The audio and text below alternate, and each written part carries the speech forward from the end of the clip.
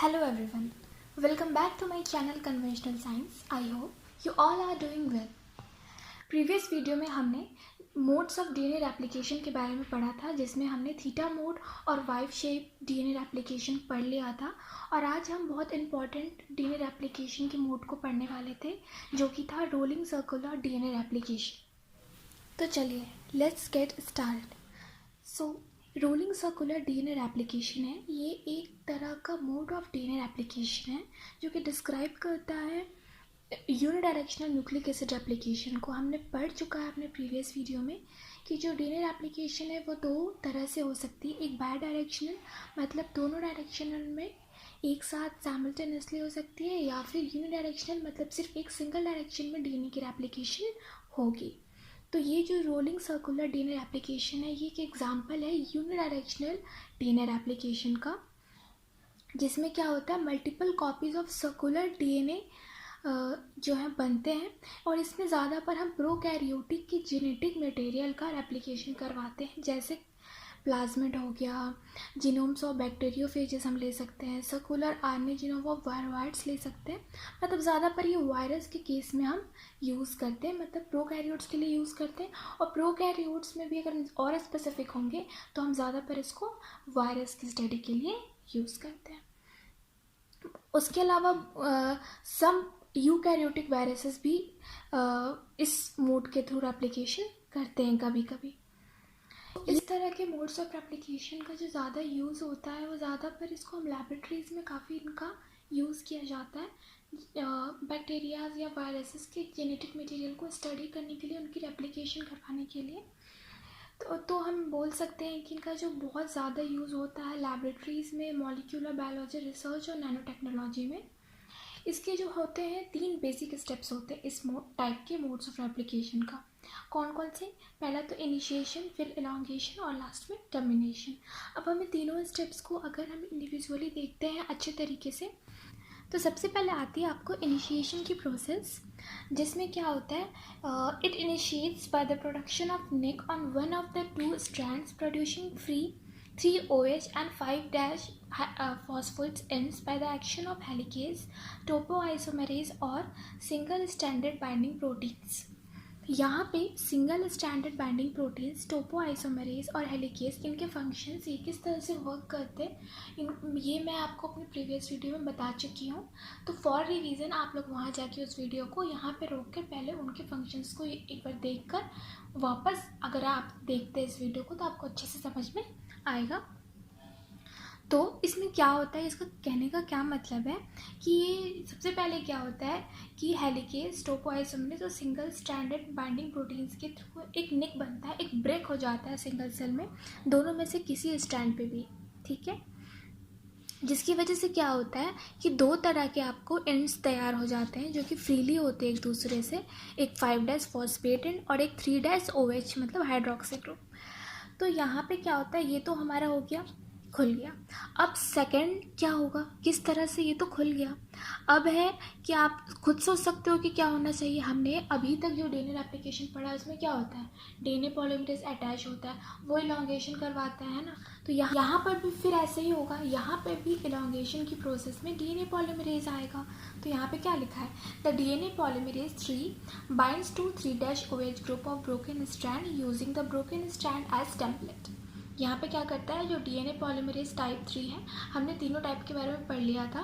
तो यहाँ पे जो टाइप 3 है वो क्या करता है, जो 3' OH एंड है उससे जाके क्या हो जाता है, अटैच हो जाता है, और जो टूटा हुआ स्ट्रैंड है उसको एज अ टेम्पलेट मान लेता है, और उसके कॉम्प्लीमेंट्री क्या होता है, उस ब्रोकन स्ट्रैंड जिसको उसने टेम्पलेट माना है उसके कॉम्प्लीमेंट्री अब क्या करता है, न्यूक्लियोटाइड को बनाते जाता है, ठीक है, न्यूक्लियोटाइड बेसिस को बनाते जाता है, और इस तरह से हमारा एक नया स्ट्रैंड तैयार हो जाता है।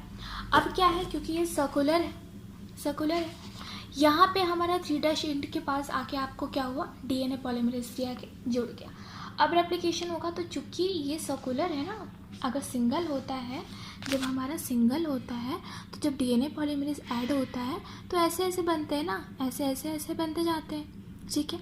यहाँ पे हमारा ये सर्कुलर है, ठीक है, सर्कुलर है तो यहाँ पे अगर हमारा डीएनए पॉलीमरेज ऐड हुआ है तो ये वो इस तरह से ही आएगा, अपना कम्प्लीमेंट्री वो ऐसे ही बनाएगा ना, तो एक सर्कल की तरह तैयार होगा।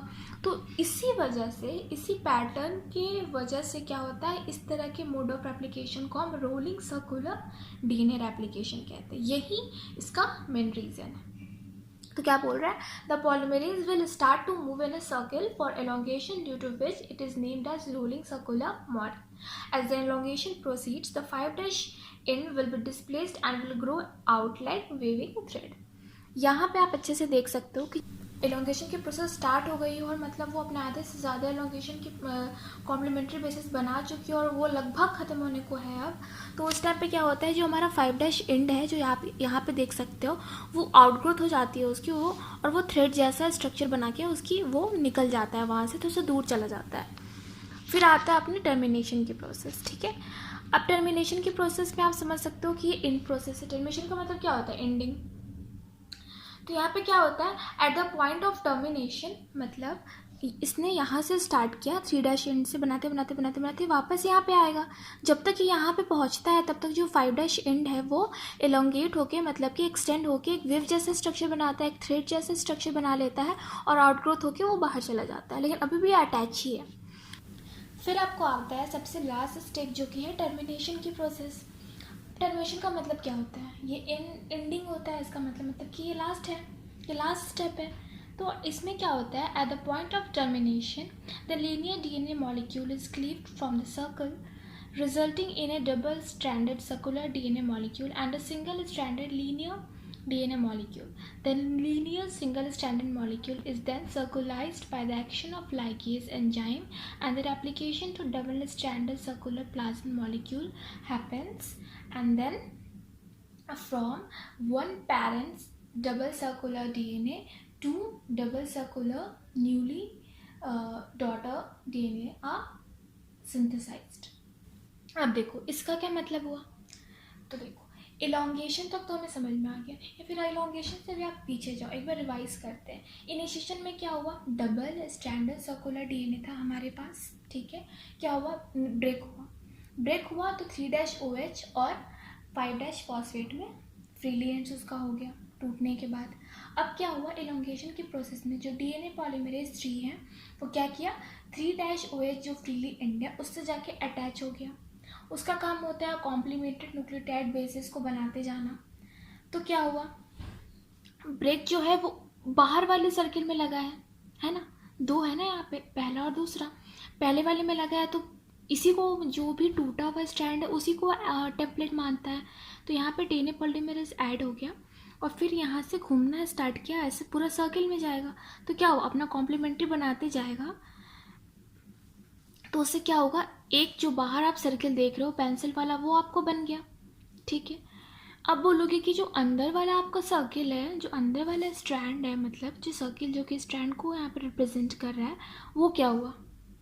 तो क्या होता है, जैसे कि हमने देखा कि एलोंगेशन की प्रोसेस जब ख़त्म होने को आती है तो क्या होता है, जो 5' एंड है उसका आउटग्रोथ हो जाता है। कैसे आउटग्रोथ होता है, तो क्या होता है, जो अंदर वाली स्ट्रैंड है वो ही 5' के एंड के से अटैच हो जाती है और उसका वही जो है एज ए स्ट्रैंड जो है वो बाहर निकल जाती है।